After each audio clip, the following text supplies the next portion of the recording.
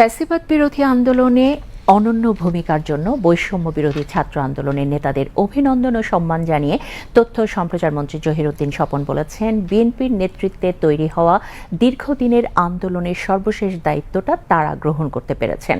তিনি আজ বিকেলে ঢাকার রিপোর্টার্স ইউনিটি মিলনায়তনে এক অনুষ্ঠানে এই কথা বলেন। আরেক অনুষ্ঠানে অংশ নিয়ে তথ্যমন্ত্রী সামাজিক সংগঠনগুলোকে রাজনীতিকরণ না করার আহ্বান জানান। একই সঙ্গে বলেন, বিভিন্ন সমিতির নামে তদবিরবাজি চলবে না। বিস্তারিত ইকবাল ফরহাদের রিপোর্টে। ঢাকা রিপোর্টার্স ইউনিটিতে খালেদা জিয়া স্মৃতি সংসদ আলোচনা ও ইফতার মাহফিলের আয়োজন করে। সংগঠনের আহ্বায়ক ডক্টর সুকুমাল বড়ুয়া অনুষ্ঠানে সভাপতিত্ব করেন। তথ্যমন্ত্রী বলেন, ক্ষমতাসীন খালেদা জিয়ার চাইতে ক্ষমতার বাইরের খালেদা জিয়া অনেক বেশি শক্তিশালী। তার আপসীন সংগ্রাম তরুণদের উজ্জীবিত করেছে বলেও জানান তিনি। সকল শহীদদেরকে অভিনন্দন জানাই, বৈষম্যবিরোধী ছাত্র আন্দোলনের নেতাদেরকে।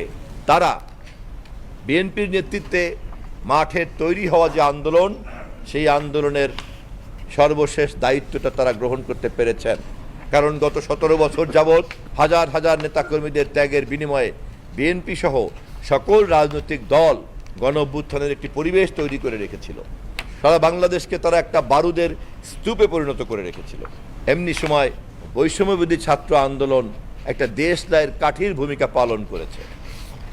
বারুদের তুলনায় দেশলাইয়ের কাঠি খুবই ছোট, কিন্তু কোনো বারুদই বিস্ফোরণ ঘটবে না যদি দেশলাইয়ের কাঠি দিয়ে আগুন সংযোগ না করা যায়। অতএব সম্মান জানাই যারা সেই দিন এই বিস্ফোরণে দেশলাইয়ের দায়িত্ব পালন করেছে, সেই আমার স্নেহাস্পদ বৈষম্যবিরোধী ছাত্র আন্দোলনের নেতৃবৃন্দকে। পরে প্রেস ইনস্টিটিউট মিলনায়তনে গৌরনদী আগুলঝাড়া সিভিল সোসাইটি ঢাকার দোয়া মাহফিলে অংশ নেন তথ্যমন্ত্রী। বলেন, রাজনীতির বাইরে সুধী সমাজের শক্তিশালী ভূমিকা খুবই জরুরি। সিভিল সোসাইটির এই ধরনের জমায়েত, এই জমায়েতটাকে যদি আমরা খুব পরিচ্ছন্ন রাখতে পারি এবং খুব মাপ মতো রাখতে পারি, মেজারমেন্ট অনুযায়ী রাখতে পারি, তাহলে কিন্তু আপনাদের সম্মিলিত শক্তিটা কিন্তু অনেক বড় একটা শক্তি। এটাকে যদি আমরা একটা নন পার্টিজান এবং নন পলিটিক্যাল জায়গাতে রাখতে পারি, এটা কিন্তু একটা অনেক বড় শক্তি এবং এই ধরনের শক্তি সমাজে থাকা দরকার।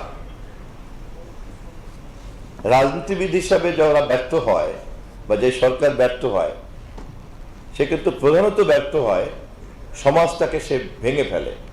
আমরা যদি বিগত দিনের ফ্যাসিবাদী সরকারের পতনের দিকে তাকাই, তাহলে দেখব যে রাজনৈতিক নেতা হিসাবে যেখানে তার সমাজকে নেতৃত্ব দেওয়ার কথা, সেখানে সমাজের উপরে সে দলের কর্তৃত্ব বসাতে গিয়ে সমাজের যে ফ্যাব্রিক্স, সেটাকে সে ভেঙে ফেলেছে, চুরমার করে দিয়েছে।